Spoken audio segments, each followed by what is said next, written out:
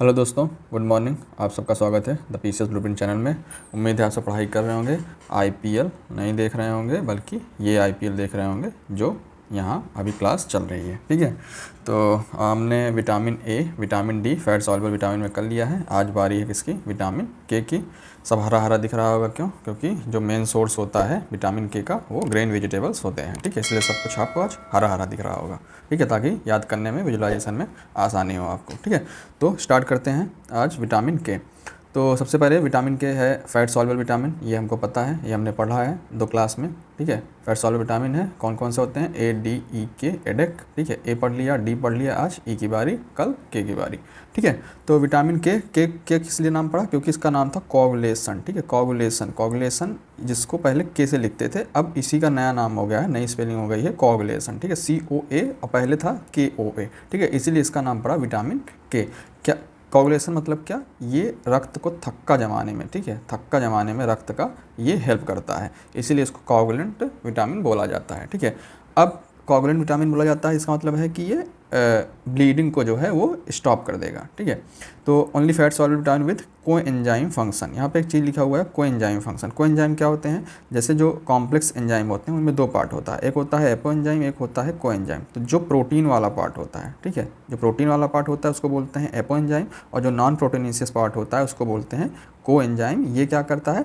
Reaction को speed up करने में काम करता है। तो जो विटामिन के है, इसको ये भी बोल सकते हैं कि एक कोएंजाइम है। ठीक है, तो अगर कहीं ये स्टेटमेंट आ जाए किसी दिन कि ये विटामिन के कोएंजाइम की तरह काम करता है, तो ये बात सही रहेगी। ठीक है, उसके बाद ये पहला विटामिन है जो एक्सक्रीट होता है इन एक्यूट माल एब्जॉर्प्शन। ठीक है, अगर किसी चीज़ की कमी हो गई, ठीक है, ज़्यादा पोषण की कमी हो गई है, तो जो ये विटामिन के होता है इसका एक्सक्रीशन होने लगता है। ठीक है, तो और एक चीज़ याद रखना है आपको, इसको एंटी हेमोरेजिक फैक्टर बोलते हैं। ये बीपीएससी में आया हुआ क्वेश्चन है। ठीक है, बीपीएससी में और एक आध बार शायद यूपीपीसीएस में पूछा हुआ है। एंटी हेमोरेजिक फैक्टर डायरेक्ट नहीं पूछा था, उसमें पूछा था कौन सा इसमें कोवलेंट हार्मोन है, ऐसे विटामिन है, ऐसे करके कुछ पूछा हुआ था। ठीक है, तो ये विटामिन के का इंट्रो हो गया।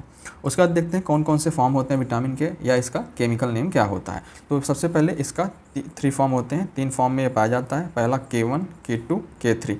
K1 और K2 जो होते हैं वो नेचुरल फॉर्म होते हैं। ठीक है, जिसमें फाइलोक्विनोन और मीनाक्विनोन, ठीक है, मीनाक्विनोन और फाइलोक्विनोन जो है वो मेन होता है। सबसे मेन इसमें आपको याद रखना है फाइलोक्विनोन। अगर पूछे केमिकल नेम क्या होता है विटामिन के का, जैसे हमने कैल्सीफेरॉल पढ़ा था ना, पॉलीकैल्सीफेरॉल विटामिन डी का, विटामिन ए का रेटिनॉल और बीटा कैरोटीन, तो ऐसे विटामिन के का फाइलोक्विनोन आपको याद रखना है। सबसे पहले ये याद रखना है।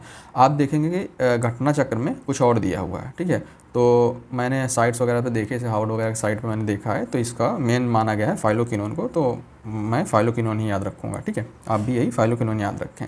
ठीक, उसके बाद जो सेकंड फॉर्म है नेचुरल फॉर्म, फाइलोक्विनोन जो है फर्स्ट फॉर्म देखते हैं पहले, ये प्लांट सोर्स में होता है, और सेकंड जो है नेचुरल फॉर्म, ये मीनाक्विनोन, ये एनिमल सोर्स में होता है। और यही वाला जो विटामिन के है जो इस फॉर्म का है, ठीक है, विटामिन K2 जो K2 है, यही बैक्टीरियल फ्लोरा, जो फ्लोरा मतलब कि एनिमल से रिलेटेड, ठीक है, ये हमारे इंटेस्टाइन में इसका सिंथेसिस करते हैं। ठीक है, तो मैंने आपको बताया था विटामिन डी पढ़ाते टाइम कि विटामिन डी की सिंथेसिस जो है ह्यूमन बॉडी में होती है। 2 और मैं आपको बताऊंगा, तो आज मैं आपको एक और बताया क्या, विटामिन के। अब एक और बचा हुआ है, वो देखेंगे कौन सा है। ठीक है, और इसके बाद ये लीवर में स्टोर होता है। जो K3 होता है सिंथेटिक फॉर्म होता है, जो हम अलग से लेते हैं सप्लीमेंट्स के तौर पे। ठीक है, यूज्ड फॉर थेरेप्यूटिक पर्पज। ठीक है, इसको हम जो सप्लीमेंट के लिए अलग से लेते हैं विटामिन के की कमी को पूरा करने के लिए, उसको K3 या सिंथेटिक फॉर्म होते हैं। ये वाटर सॉल्युबल होता है, दवाएं ऐसी बनाई जाती हैं ताकि आपसे उसको नुकसान ना हो। ठीक है, फूड सोर्स में सबसे पहले देखते हैं फाइलोक्विनोन के कौन कौन से फूड सोर्स होते हैं। पालक, केल, सोयाबीन, ब्रोकली वगैरह जो होते हैं ये फाइलोक्विनोन में आएंगे। फूड सोर्स में मीनाक्विनोन्स में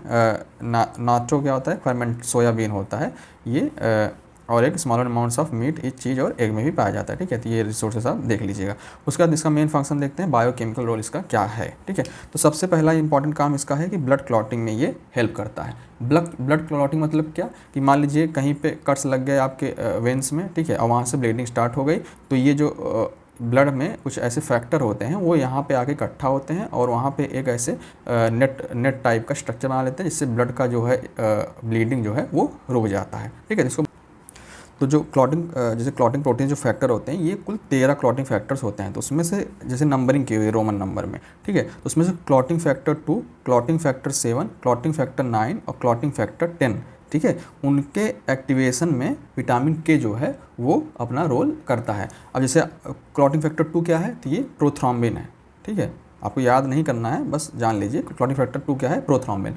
अगर क्लॉटिंग फैक्टर 7 को देखें तो ये एक प्रो कन्वर्टिंग स्टेबल फैक्टर होता है, ठीक है, और 9 देखें तो ये एंटी हीमोफिलिक फैक्टर बी होता है, ठीक है, इसी को क्रिसमस फैक्टर भी बोलते हैं, ठीक है। तो ऐसे इसके नाम होते हैं। इसी में आप जब हीमोफीलिया पढ़ेंगे तो उसमें आप पढ़ते होंगे कि कोगुलेशन फैक्टर 8 जो है वो नहीं पाया जाता है, तो उसका नाम क्या है, एंटी हीमोफिलिक फैक्टर ए, ठीक है, इसीलिए उसमें यहाँ पे वहाँ पे भी यही कोगुलेटिंग फैक्टर ही यूज होता है, जो हीमोफीलिया हम लोग पढ़ते हैं कि 8 नहीं पाया जाता है, ठीक है। तो वैसे यहाँ पे 4 जो कौन कौन से हैं, 2, 7, 9 और 10, ये हेल्प करते हैं एक्टिवेशन में। कौन सा हेल्प करता है, विटामिन विटामिन के, ठीक है। उसके बाद प्रोटीन CNS और ऑस्टियोकैल्सिन, ठीक है, ऑस्टियोकैल्सिन, इस प्रोटीन को ये एक्टिवेशन में हेल्प करता है। ये बोन हेल्थ के लिए जो है ये इंपॉर्टेंट होती है प्रोटीन, ये बोन की प्रोटीन होती है, ठीक है। तो ये भी विटामिन के का काम होता है, ये हमको याद रखना है, ठीक है। मैंने बताया था विटामिन के कोएंजाइम है, तो ये कार्बोक्सिलेशन में हेल्प करता है, आपको बस इतना याद करना है, कार्बोक्सिलेशन में हेल्प करता है, ठीक है। उसके बाद उसको और चीज़ें जानने की जरूरत नहीं है, ठीक है। कैल्शियम आयन क्या होता है, कोगुलेशन में हेल्प करता है, इसलिए यहाँ पे लिखा हुआ है, ठीक है। उसके बाद विटामिन के की डिफिशियंसी देख लेते हैं। सबसे पहला इसका ब्लीडिंग होता है, ठीक है। ब्लीडिंग क्यों होता है, क्योंकि यहाँ पे अगर कोगुलेशन फैक्टर काम नहीं करेगा तो ब्लीडिंग जो है स्टॉप नहीं होगी, इसलिए इसका सबसे मेन डिफिशियंसी का सिम्टम्स क्या होता है या डिजीज कह सकते हैं, तो ब्लीडिंग होता है, ठीक है। इजी ब्रूजिंग हो जाती है इस टाइप की, आपके स्किन पे ऐसे खून के थक्के जमे हुए दिखेंगे, ठीक है। ये पैसेज जो हैं ये भी यही होते हैं इसी टाइप के, तो ये अगर आपको विटामिन के की डिफिशियंसी किसी में होती है तो ये आपको सिम्टम्स दिखेंगे, ठीक है। उसके बाद इंक्रीज प्रोथ्रोम्बिन टाइम, ठीक है। अब इसका मतलब क्या है, मान लीजिए यहाँ पे कट लगा है, ठीक है, अब यहाँ पे ब्लड का लॉस हो रहा है, तो अब प्रोथ्रोम्बिन को यहाँ पे पहुँचने में ज़्यादा टाइम लगेगा। जब प्रोथ्रोम्बिन का क्या काम होता है, ब्लड क्लॉट में हेल्प करना, ठीक है, वहाँ नेट का स्ट्रक्चर बनाना, ठीक है, ऐसे ऐसे करके वहाँ पे स्ट्रक्चर्स बनते हैं ताकि ब्लीडिंग रुक जाए। तो ये प्रोथ्रोम्बिन जब यहाँ पे लेट पहुँचेगा तो ब्लीडिंग भी जो है वो लेट रुकेगी, ठीक है, इसलिए इसमें जो है ब्लीडिंग लगातार होती रहती है। उसके बाद है foetal haemorrhagic disease of newborn, ठीक है, ये क्या है, अब इसको आगे हम अच्छे से डिटेल में पढ़ते हैं, ठीक है। उसके बाद fatal and occurs quite often all newborns are given vitamin K injection, ठीक है। क्यों, क्योंकि जो न्यूबॉर्न्स होते हैं उसमें चांसेस ज़्यादा होता है कि जो विटामिन के की वजह से हीमोरेजिया टाइप का हीमोरेजिया हो जाए, ठीक है। तो अगर विटामिन के की डिफिशियंसी देखें तो ये एडल्ट्स में जो है बहुत रेयर होती है, ठीक है, बहुत ही रेयर होती है, रेयर कंडीशन होती है विटामिन के की डिफिशियंसी। थोड़ी मोड़ी डिफिशियंसी होती भी है तो उससे कोई बहुत फ़र्क नहीं पड़ता है, ठीक है। अगर आप एंटीबायोटिक कोई यूज कर रहे हैं, ठीक है, तो इससे जो गट में बैक्टीरिया होते हैं वो किल हो जाते हैं, मतलब ख़त्म हो जाते हैं, तो इससे जो है थोड़ा विटामिन के सिंथेसिस में असर पड़ सकता है, ठीक है।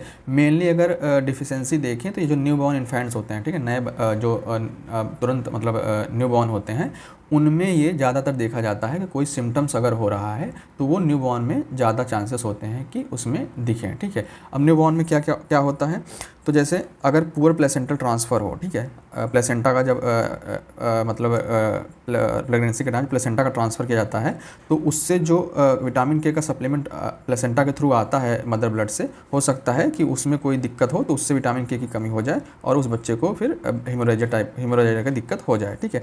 लो विटामिन के content in early breast milk colostrum, ठीक है, ब्रेस्ट मिल्क क्या बोलते हैं, कोलोस्ट्रम, ठीक है। तो उसमें अगर विटामिन के की कमी है तो बच्चे को जो है वो विटामिन के की कमी हो सकती है, इसीलिए जब न्यूबॉर्न इन्फेंट होता है तो उसको तुरंत विटामिन के का इंजेक्शन दिया जाता है, ठीक है, ताकि वो विटामिन के की कमी से दूर रहे, ठीक है। उसके बाद intestines of newborn is sterile, that is no intestinal bacteria for K synthesis, ठीक है, विटामिन के सिंथेसिस। मैंने बताया आपको कि विटामिन के की सिंथेसिस जो होती है ये इंटेस्टाइन में होती है, ठीक है, कहाँ पे, यहाँ पे, ठीक है, इंटेस्टाइन में विटामिन के की सिंथेसिस जो होती है। अब अगर किसी बच्चे में स्टेराइल हो गया है, वहाँ बैक्टीरिया नहीं है गट में, तो वो चांस होता है कि उसके इंटेस्टाइन में विटामिन के की सिंथेसिस ना हो, ठीक है।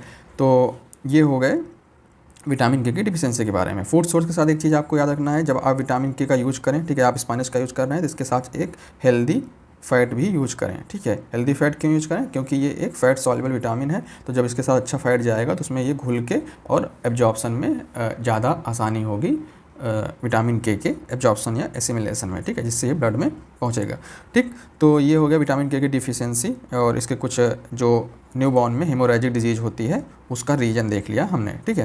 तो विटामिन के में फिर इतना ही था। और अगर अब आपको कोई डाउट हो तो उसको आप कमेंट सेक्शन में बता दें, और अगला कौन सा टॉपिक पे वीडियो बनाना है, अगर आपको किसी टॉपिक में डाउट है तो आप मुझे कमेंट करके बता सकते हैं, तो मैं वो नेक्स्ट वीडियो उस पर बना दूंगा। ठीक है, तो आज इतना करते हैं। अगर आपने विटामिन ए और डी का नहीं देखा है अभी तक वीडियो, तो आप वीडियो अभी एंड स्क्रीन पर जो आपको दिखेगा आप वहाँ से क्लिक करके वो वीडियो देख सकते हैं। ठीक है, मैं आपको वहीं मिलूँगा, तब तक के लिए बाय बाय।